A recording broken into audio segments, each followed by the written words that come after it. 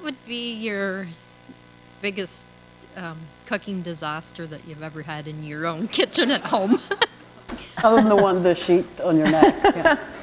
I'm not sure how this will, let's see, cooking disaster.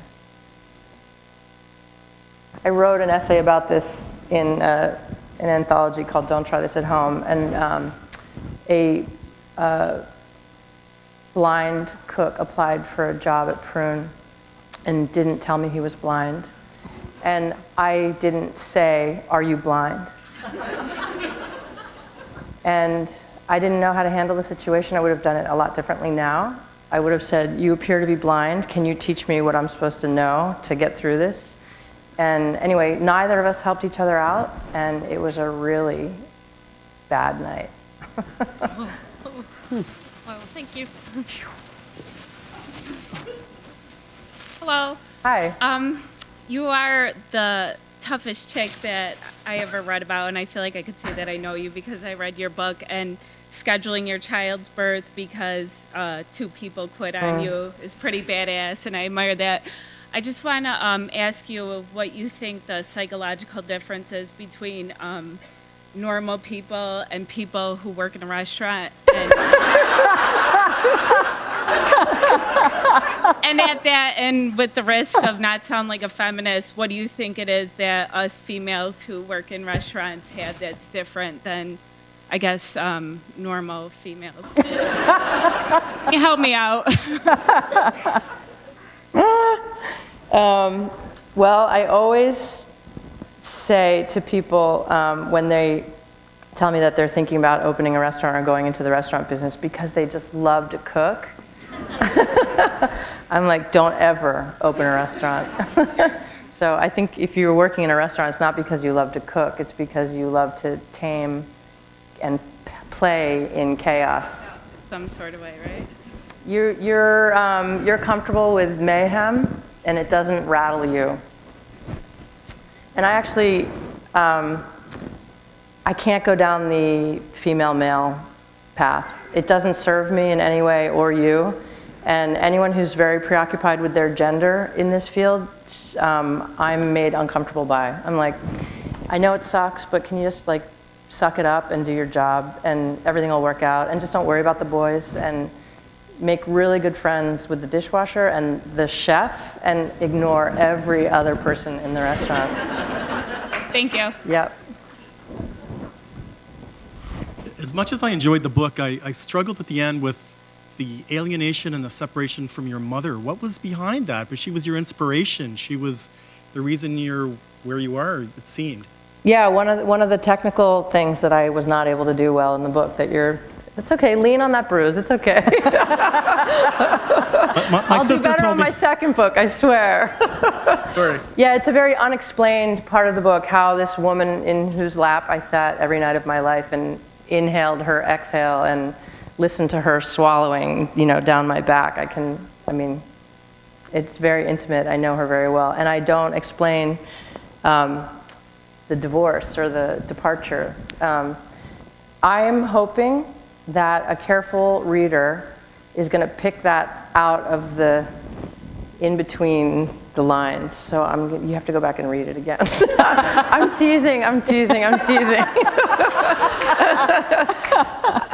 It's just not the book I wanted to write. It's not a book about my relationship with my mother. And there are certain things I think,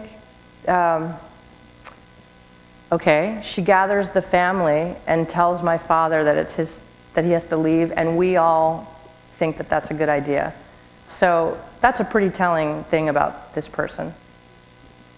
That's not exactly the right way to break up the so we're like, wait, Dad, no, wait, I didn't feel that way at all. So does that reveal the personality at all?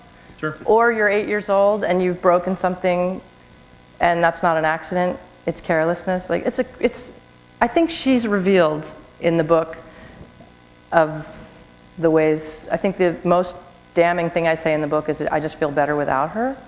And that's pretty much what I'm willing to say. I feel better without her. Fair enough, thanks. All families are psychotic, so I understand. when you first sat down, you said that what you love since you've written this book is that you connect with people instantly. And I found when I was reading your book, I'd say maybe almost 50% of it right after when you finished school and you decided to leave writing and, you know, head back to New York. Even though you were divulging so much about your life and it was all amazing, I felt like I wasn't connecting with you right away. And it wasn't until you went back to New York that, I don't know, it's as if you really found yourself and found your own being. I don't know if that was intentional, that the first part of the book was supposed to be like a little bit more surfacey, even though we knew so much about you. I felt like I wasn't holding your hand or talking, you know, talking over coffee with you. But over the last part of the book, I really felt like I knew you and I was sitting in the room with you and, you know, we could talk about anything together. So was that intentional or? I don't know if that was intentional. Something that I had to do was, oh, this is where I get to talk about David Young, my friend here, my writer friend. I had to find a voice almost per chapter or per section of the book that was appropriate for what I wanted to tell the story of.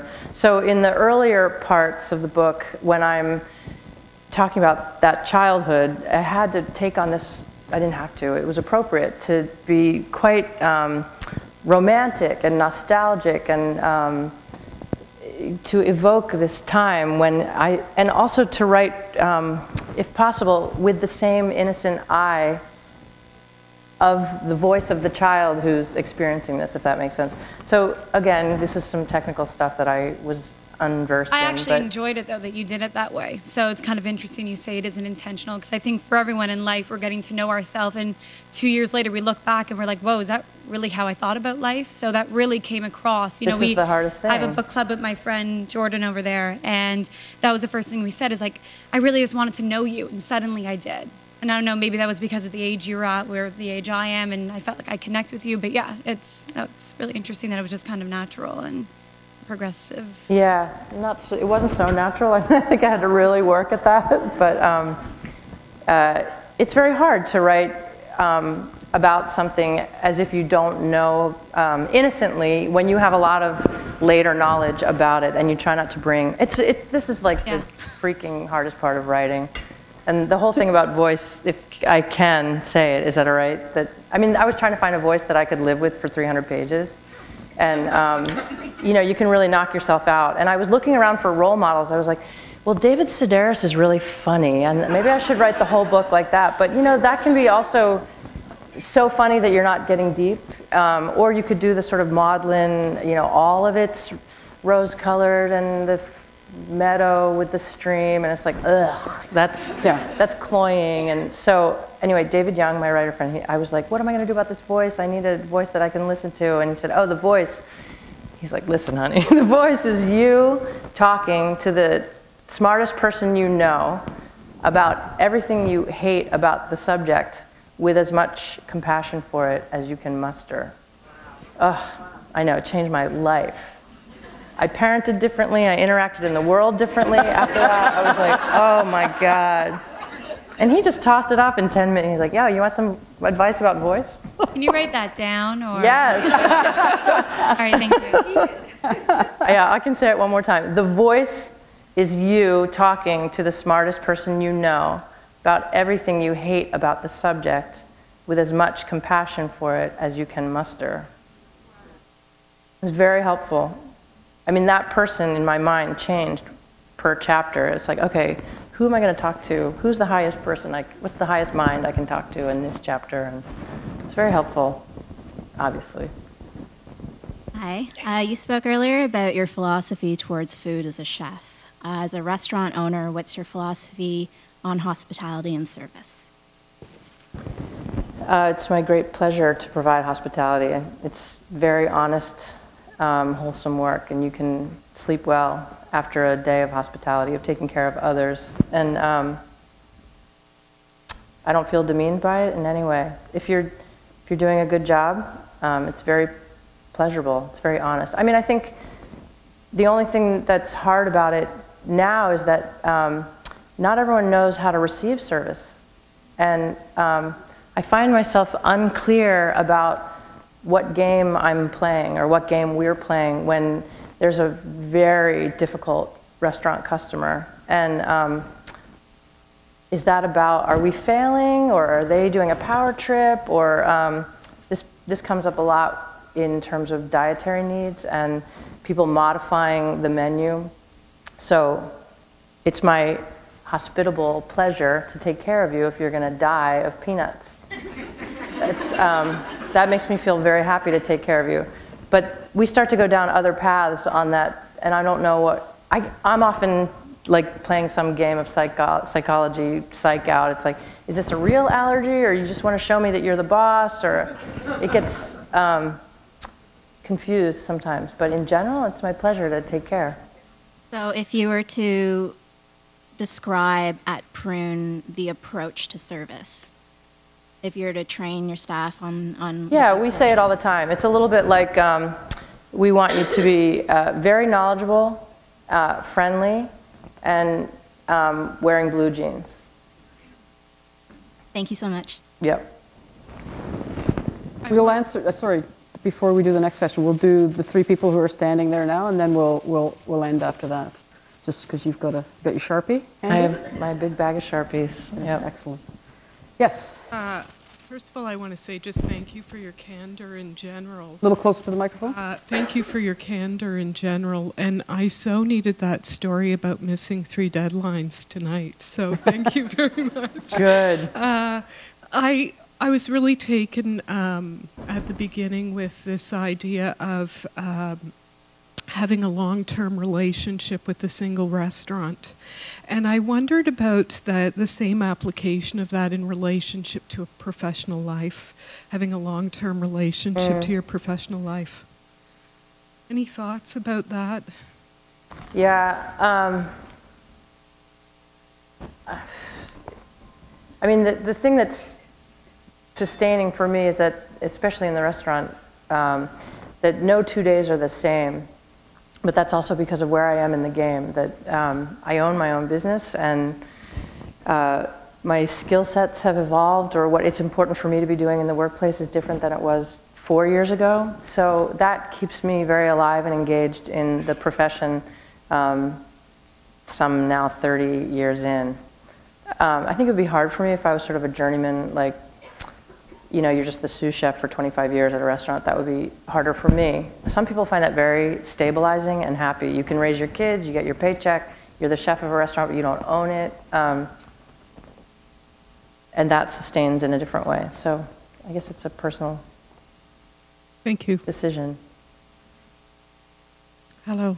Hi. Where do you see the future of restaurants going?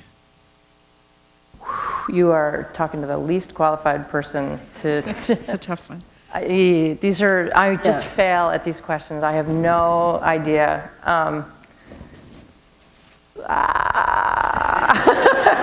It's like, next. I don't know.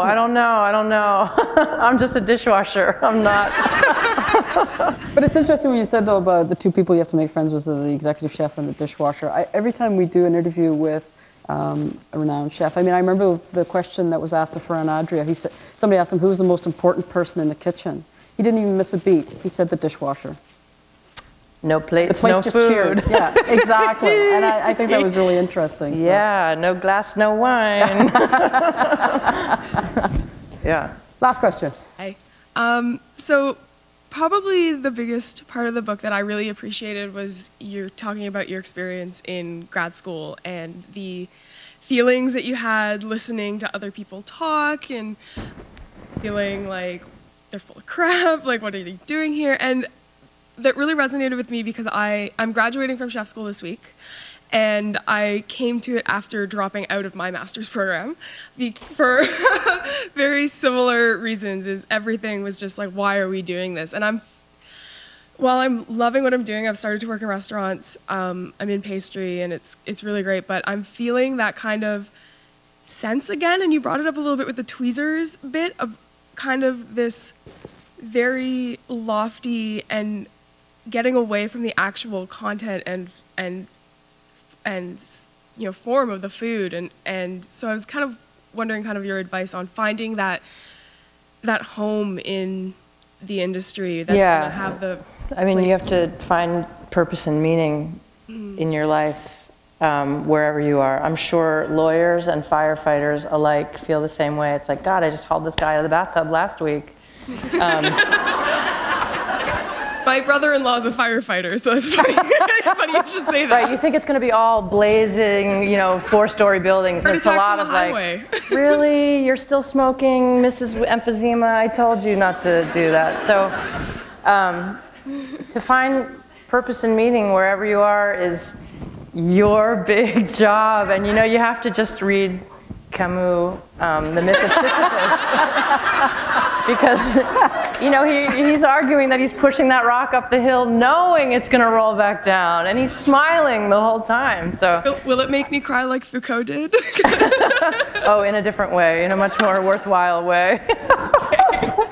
Thank you. Yeah. Thank you, Gabrielle. That was a terrific evening. I think we've all learned a little bit more.